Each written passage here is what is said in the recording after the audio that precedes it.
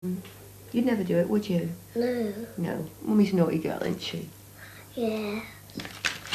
Timmy, what do you do when you feel upset or angry?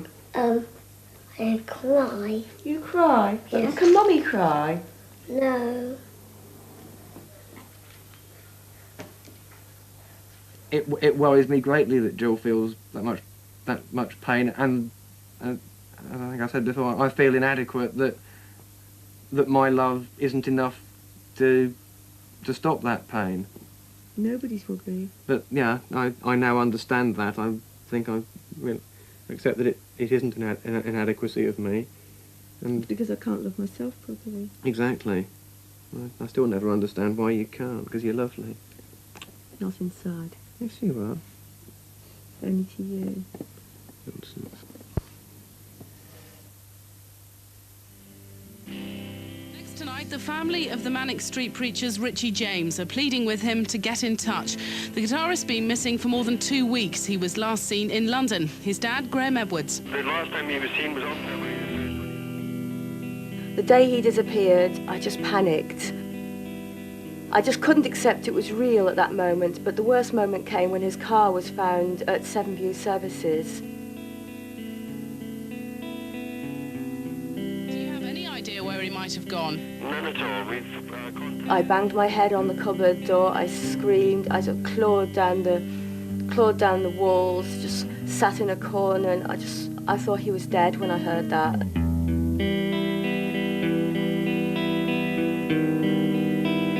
The thought of a future without Richey, I just couldn't face that.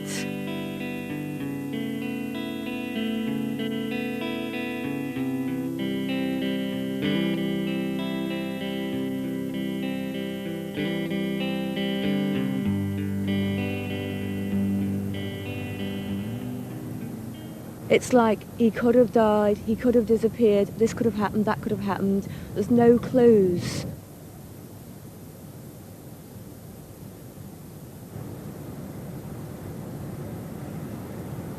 He's disappeared so amazingly completely. Well, I mean, I'm very, very sad he's gone and everything, but he's certainly done a good job of it. I'd love to know how he did it.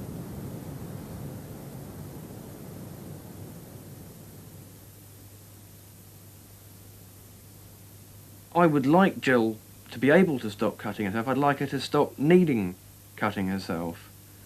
But while she needs it as a release, then I certainly wouldn't want her to stop and let all the tension and aggression and frustration build up so that she, I don't know, might kill herself, whatever, have another nervous breakdown. I'd much rather she carried on cutting herself if that's the only way she can release the tension. You can't ask for greater understanding than that from anyone. That's wonderful. Just hope that one day you won't need to anymore. Well, I hope I won't need to. But when I need to, then it's unrealistic not to. Absolutely.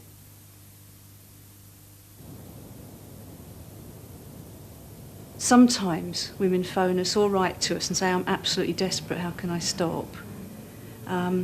I think probably more often they phone us and say, everybody says I should stop and that I'm disgusting and awful and sick and pathetic for what I do, and please somebody say to me that it's all right, I've got a right to do this.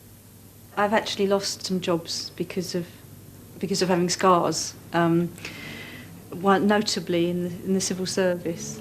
It took them 11 months before they actually got around to sending me for a medical, and I had to go to a psychiatrist because of having had a history of being in psychiatric hospital. And the minute the psychiatrist found out about my self-harm, that was it. I lost my job, and after 11 months working like completely satisfactorily in the place.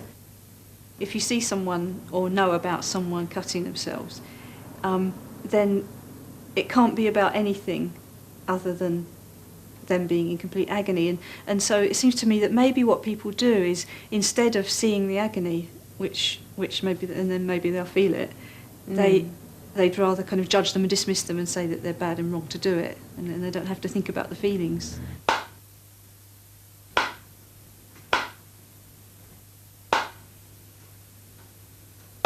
I haven't cut myself for about 3 weeks, a month now, and I'm quite pleased about that.